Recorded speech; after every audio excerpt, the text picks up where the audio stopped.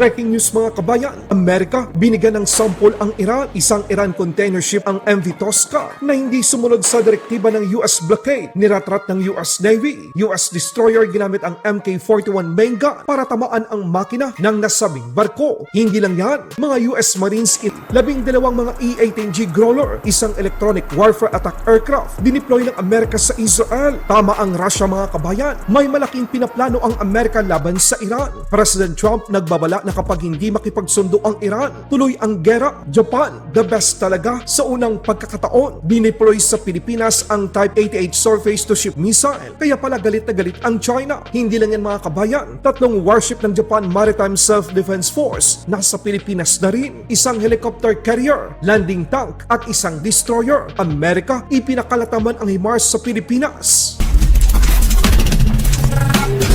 Puwersa ng Amerika ay pinakita ang bangis nito laban sa Iran. Isang Iranian flag container ship na nagtangkang ayaw sumunod sa direktiba ng US blockade. Agad na sinundan ng US Navy warship USS Sprouse DDG-111, isang Arleigh Burke-class destroyer, ang MV Tosca, malapit sa Gulf of Oman, malapit sa Strait of Hormuz.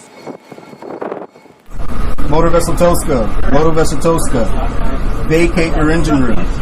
Vacate your engine room. We're prepared to subject you to disabling fire.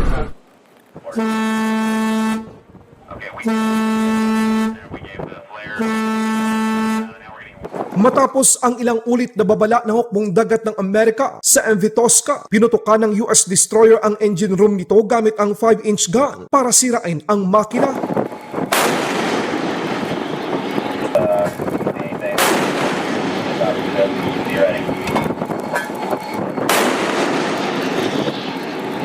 Agad na nilapitan ng US destroyer ang barko ng Iran at agad na inakyat ito ng US Marine at kinuha ang buong kontrol ng barko.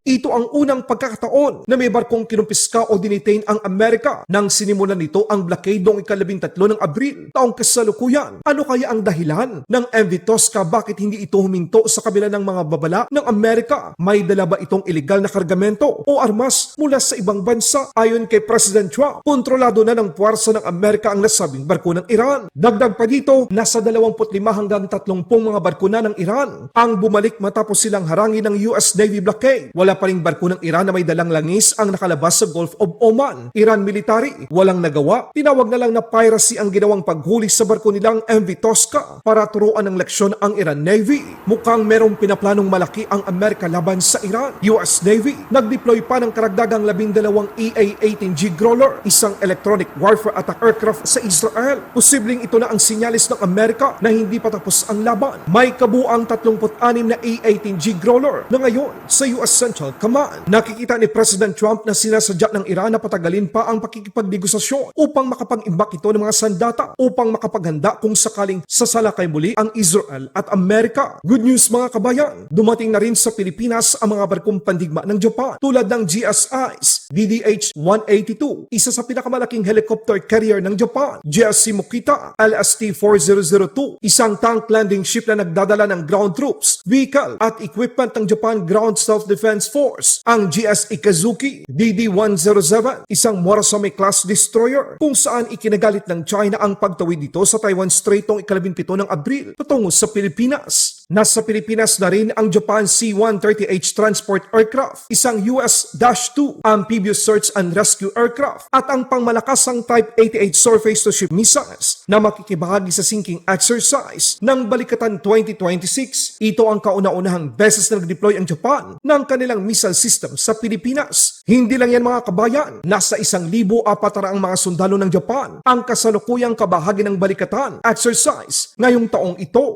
Dagdag pa dito sa Pilipinas, hindi bababa sa 3 HIMARS ang dineploy ng Amerika para sa pinakamalaking Balikatan exercise ngayong taon. Aabot din sa mahigit 17,000 mga sundalo ang makikilahok sa pagsasanay militar na ito mula sa iba't ibang mga bansa tulad ng Amerika, Japan, Australia, France, Canada, New Zealand at ang sa Pilipinas. This is the first time that the 25th Infantry Division Artillery, our Army's Transformation and Contact Division in the Pacific, has deployed its HIMARS systems in an organic fashion, and then combined that with a see and sense capability from not just our 3rd Mobile Brigade, but also from the Philippine Army Artillery Regiment. Ladies and gentlemen, distinguished visitors, guests, and observers, it is an absolute privilege for me to be able to stand here with you and train with our allies and partners. We need to have more of these activities. It raises our standards. It helps us review our techniques, tactics, and procedures. And it also fosters friendship between our countries.